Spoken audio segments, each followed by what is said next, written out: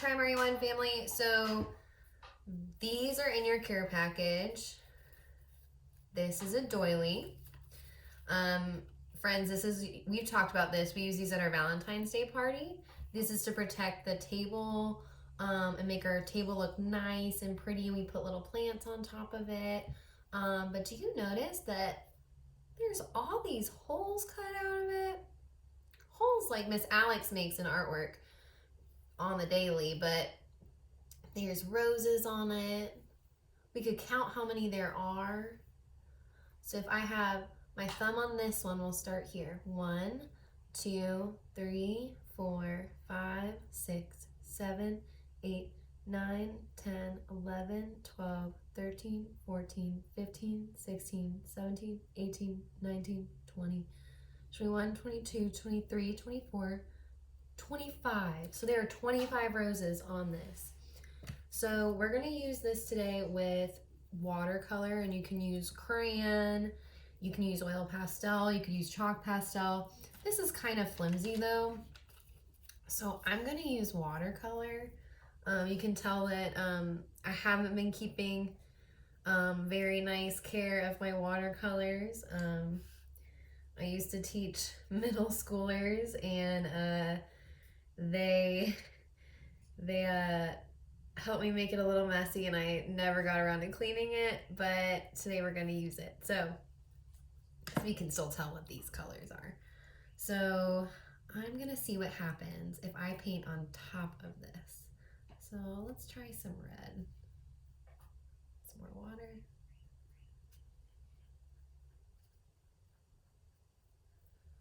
There we go. I'm just going to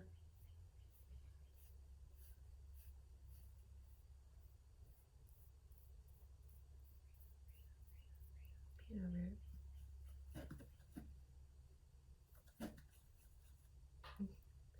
What's really cool about watercolor is you'll see the color of your water change.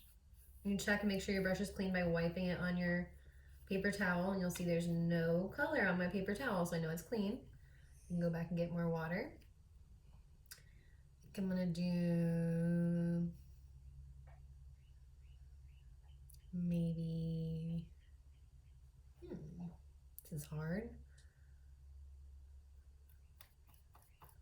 Get some of this yellow, and I can clean it off a little over here.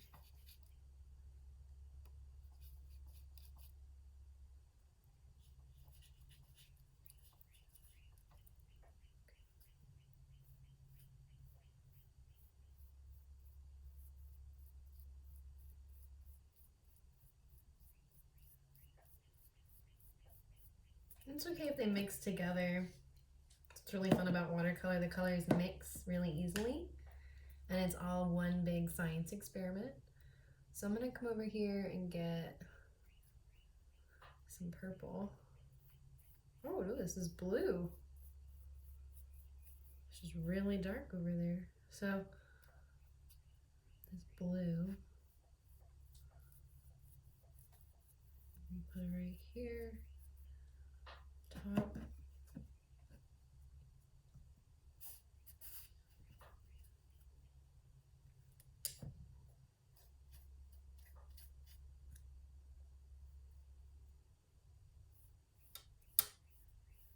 So the more water you have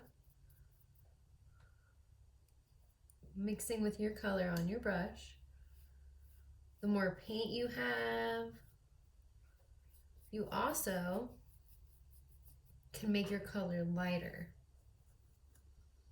So I'll show you, but the more water I use, so if I use this one, oh, we got a little bit. You can see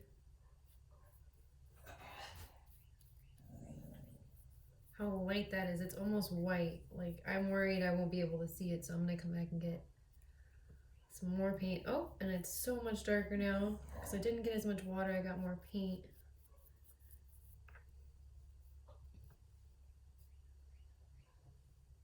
I'm gonna come get some of this sparkly blue.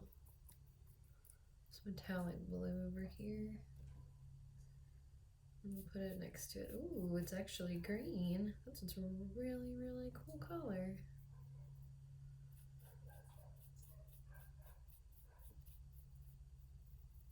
So sometimes you'll have to hold it and sometimes you won't. That's okay.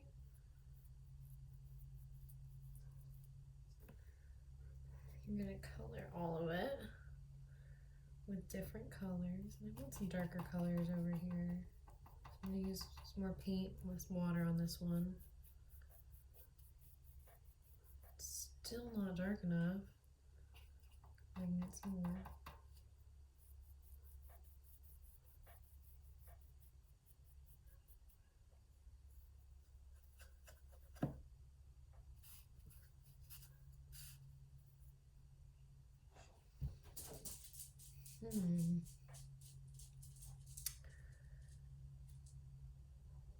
We could use some of this orange.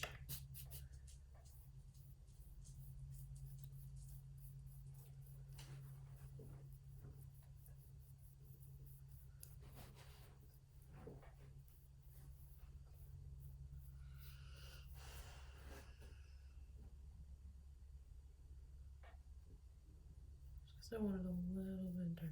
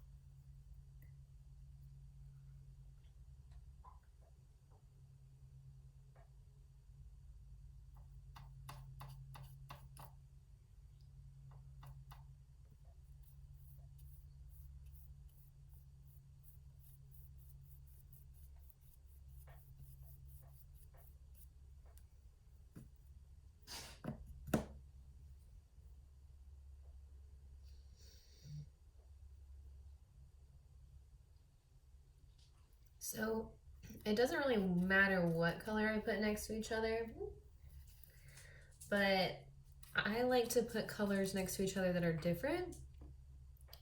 So I don't have red and my orange right next to each other. But I just want to make sure that I'm getting all my colors on there, that I'm mixing them together. Now, if I want to put a color next to each other that's similar, like this blue and this green, I can do that, but I left a lot of space so that I could see the color it made in between because I thought that that was really fun. You don't have to do that, it was an idea. Let's see, one last color. I think I'm gonna use black just because I really like that color. It's kind of gray because I didn't use a lot of water. I mean, a lot of paint. I used less paint and more water. But I think that matches with, because just to show you how dark it would be. Ooh. Accidentally grabbed purple. Just to show you how dark it would be pretty dark if I kept going. Now, that's all done, but I had to make sure my brush was clean. And now I'm going to take my doily, I'm going to carefully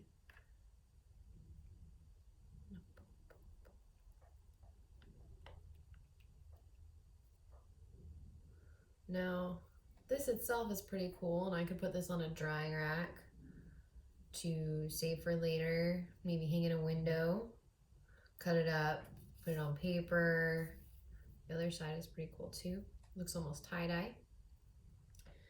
I'm gonna use mine simply as a stencil, which is what we just did.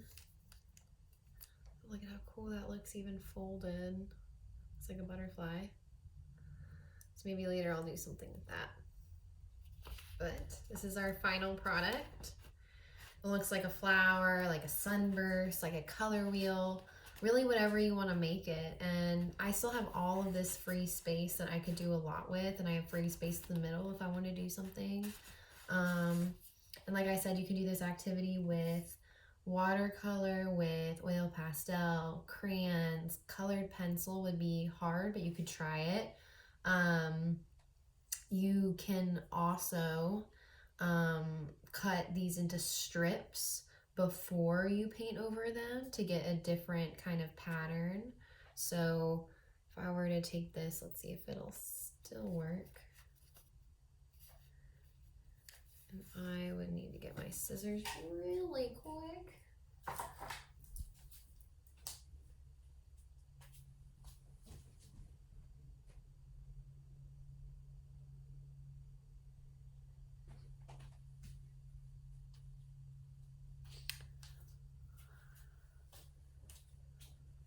There we are. Scissors, and I can cut that up. I can come over here.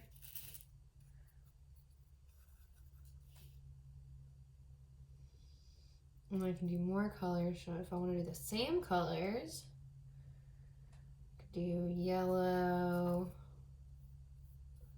It's over there. There's this blue green, so I think it's this one, but I could be wrong. That's okay. I think I'll get some more blue in there. Ooh.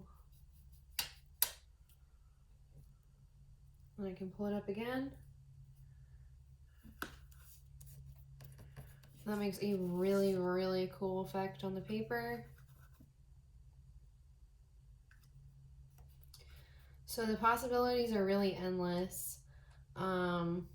If you want, you let this dry and color over it with something else like an oil resist. So that would be an oil pastel or a crayon, and you can watch how the crayon makes the colors stay away from it, so you can always see the crayon on your watercolor.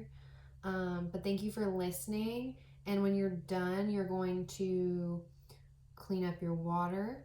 You're going to clean up your colors and make sure they look nice and neat and not like this.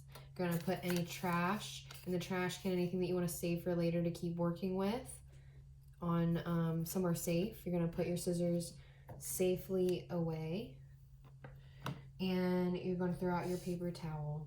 Lastly, you'll clean your table because you will have some paint on your table. So thank you for listening. I hope you guys have